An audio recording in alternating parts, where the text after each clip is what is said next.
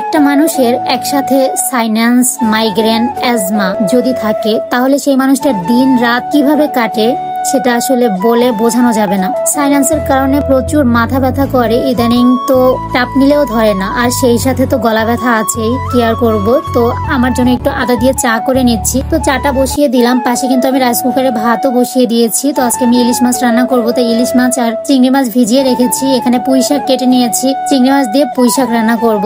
তো এখন আমি ইলিশ মাছ চিংড়ি মাছগুলো কেটে নেব। তো ইলিশ মাছটা আমি কেটে নিলাম অফ ক্যামেরাতেই। আর দেখেন এতটুকু একটা বাচ্চা ইলিশ, সেটার পেটেও কিন্তু ডিম হয়েছে। এই ডিমটা দেখে রাজ তো খুবই খুশি হয়ে যাবে। পুঁই শাকের সাথে দেওয়ার জন্য একটু আলু কেটে নিলাম। তো এখানে আমি ফ্রিজ থেকে কাটা পেঁয়াজ বের করে নিয়েছি, সাথে আদা রসুন বাটা। তো সবকিছু গুছিয়ে এখন আমি রান্নাটা করব। আর রান্নাটা কিন্তু আমি অফ ক্যামেরাই করে ফেলেছি। এই যে দেখেন আমার ইলিশ মাছটা ভুনা করা হয়ে গেছে, আর এইদিকে আমি পুঁই শাক, আলু, চিংড়ি মাছটাও ঝোলঝোল করে রান্না করেছি, সাথে কিন্তু ভাতও হয়ে গেছে।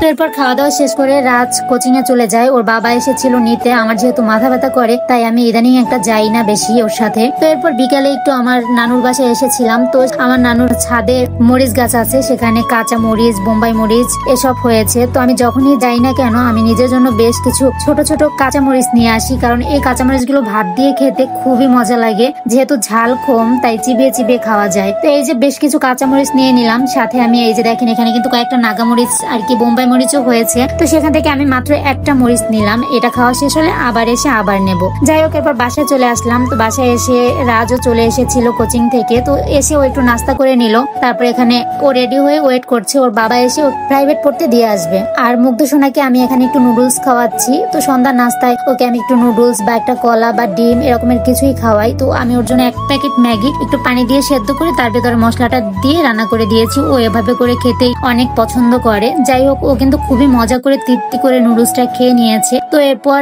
আমি আমার জন্য একটু চা বসিয়ে দিয়েছি। আসলে চাচ্ছিলাম না যে দুধ চা খাবো, কিন্তু মনের কাছে আর পেরে উঠলাম না। দুধ চা না খেলে মনে হয় যেন তৃপ্তি পাবো না, তাই একদম ঘন করে 1 কাপ দুধ চা করে নিলাম। সাথে আমার নানু আমাকে রুটি বানিয়ে দিয়েছিল, তো সেখান থেকে 2টা রুটি নিয়ে নিলাম। তো চাটা নিয়ে বিছানায় চলে এসেছি। আর মুগ্ধ সোনা দেখেন ঘুমিয়ে গেছে। তো এখানে বসে আমি এখন মজা করে চাটা খাবো আর ও ঘুমাক। তো একটু পরে আমি একটু বের হব, যার কারণে আমি এখন রেডি হব। আপনাদের ভাইয়া রাজকে দিয়ে আসলেই আমরা একটু বের হব।